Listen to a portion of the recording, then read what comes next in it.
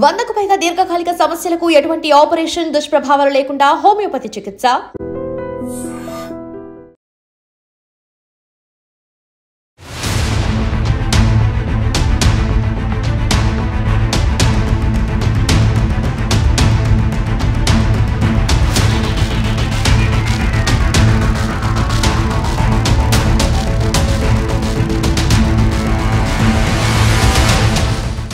Big breaking. Kukatpally swan lake అపార్ట్మెంట్లో రేణు అగర్వాల్, ఈమెకి 50 సంవత్సరాలు ఉంటాయి.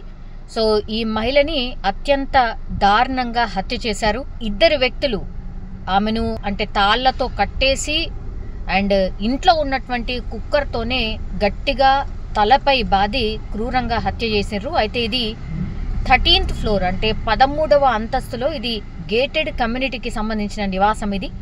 సో హై రైజ్ అపార్ట్మెంట్స్ అంటారు కదా, సో అట్లాంటిదన్నమాట. కుకట్పల్లిలో ఉంది ఇది.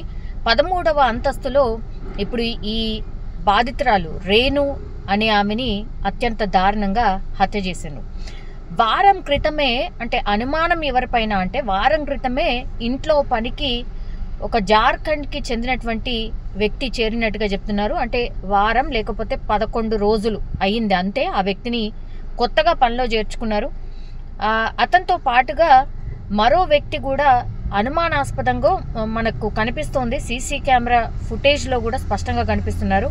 ఒక వ్యక్తి ఏమో పనికి చేరిన వ్యక్తి వీళ్ళింట్లో, అట్లాగే ఇంకొక వ్యక్తి కూడా అనుమానాస్పదంగా ఆ లిఫ్ట్లో కనబడుతున్నారు స్పష్టంగా మనకు. సో పోలీసులు అయితే కేసు నమోదు చేసుకొని దర్యాప్తు చేస్తున్నారు. యాక్చువల్లీ ఈ స్వాన్ లేక్ గేటెడ్ కమ్యూనిటీలో రాకేష్ అగర్వాల్ అట్లాగే రేణు అగర్వాల్ వీళ్ళిద్దరు కూడా ఫతేనగర్ స్టీల్ దుకాణం ఉంది ఈ దంపతులకి.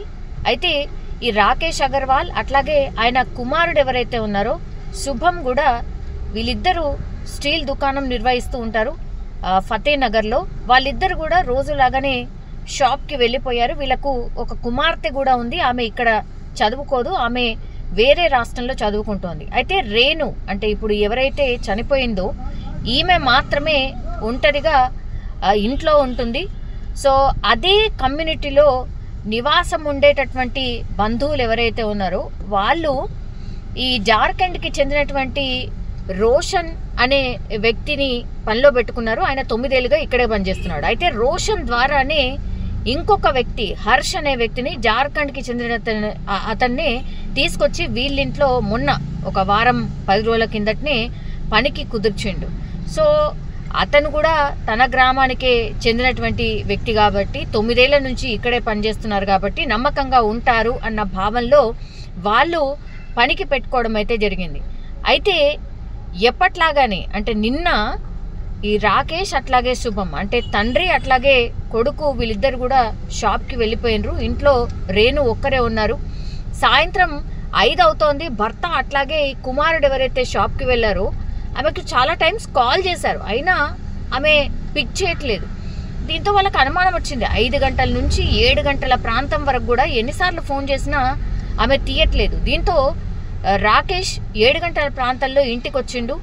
ఇంటి డోర్ కొట్టినా కూడా ఎంతకీ తీయట్లేదు. దీంతో దగ్గరలో ఒక ప్లంబర్ని పిలిపించి ఆ డోర్ని బద్దలు కొట్టే ప్రయత్నం చేసిండ్రు. అది ఇంటి వెనక వైపు నుంచి కూడా లోపలికి వచ్చే దారి అన్నమాట. ఆ డోర్ని బద్దలు కొట్టిండ్రు, లోపలికి ప్రవేశించిండ్రు బద్దలు కొట్టిన తర్వాత. దీంతో ఒక్కసారిగా షాక్.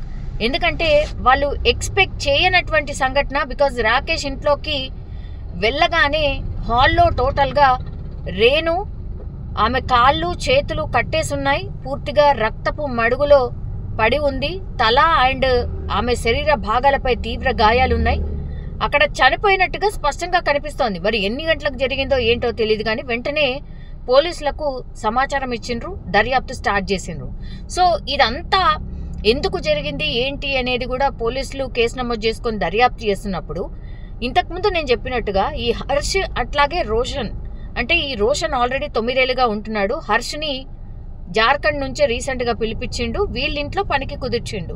సో వీళ్ళిద్దరే ప్లాన్ ప్రకారం ఈ దారుణానికి పాల్పడినట్టుగా పోలీసులు ప్రాథమికంగా నిర్ధారించిండ్రు. అదే కాదు, ఇప్పుడు రేణును, ఇప్పుడు ఎవరైతే మృతురాలున్నారో ఆమెని తాళ్లతో ఫస్ట్ కట్టేసిండ్రు.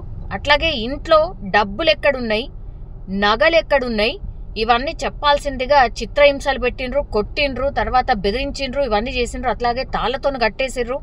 ఇదంతా చేసిన తర్వాత కూడా ఆమె చెప్పలేదు.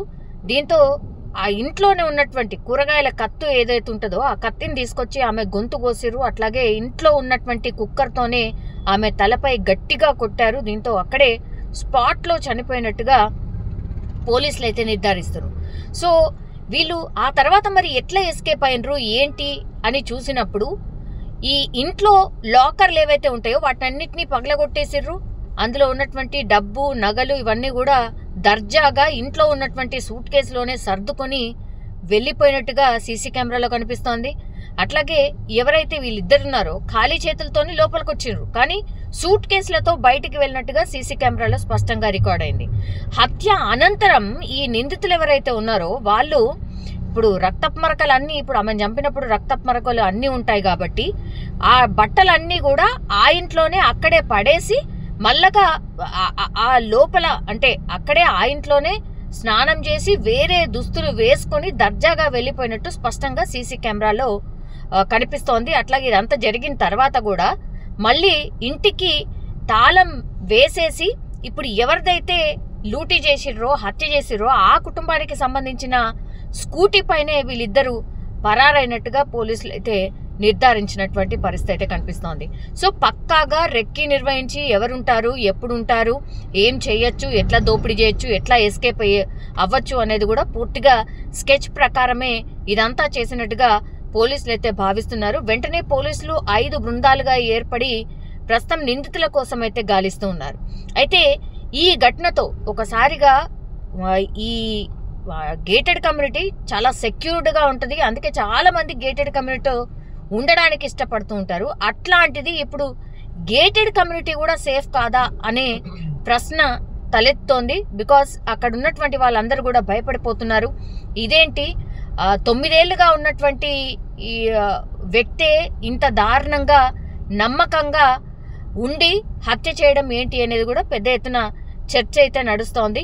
సో పూర్తిగా ఇక్కడ జరిగినటువంటి ఇన్సిడెంట్తో అయితే ఎంత నమ్మకస్తుడైనా సరే ఎప్పుడు ఎట్లా మారిపోతాడో అనే దానికి ఎగ్జాంపుల్ ఇది అనుకోవచ్చు. కానీ పాపం అత్యంత దారుణంగా ఆమెను ఎంత భయంకరంగా చంపారో వాళ్ళు చూసినటువంటి స్పాట్లు చూసిన వాళ్ళందరూ కూడా మాట్లాడుకుంటున్నటువంటి పరిస్థితి ఇది. కుకట్పల్లిలోని స్వాన్ లేక్ గేటెడ్ కమ్యూనిటీలో నిన్న జరిగినటువంటి సంఘటన ఒకసారి కుకట్పల్లి ఉలిక్కిపడింది అని చెప్పొచ్చు.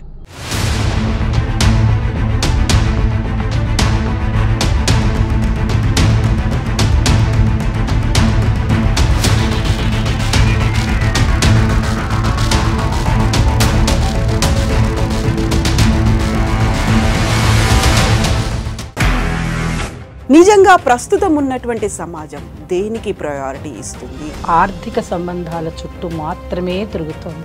మళ్ళీ ఎన్నికలంగానే చాలా విరక్తి కలుగుతున్నాం. మంచి అనిపిస్తుంది కదా, లేడీస్ కూడా ఛాలెంజింగ్ జాబ్స్ చేసినప్పుడు చాలా బాగుంటది. ట్రాఫిక్ అసిస్టెంట్స్ గా నియమించిన ట్రాన్స్జెండర్స్ అందరితో సాల్యూట్ చేయించుకుంటున్నారు. ఫుడ్ డెలివరీ ఇవ్వటానికి వెళ్ళినటువంటి డెలివరీ బాయ్ అనిల్ పై కళ్ళ ముందు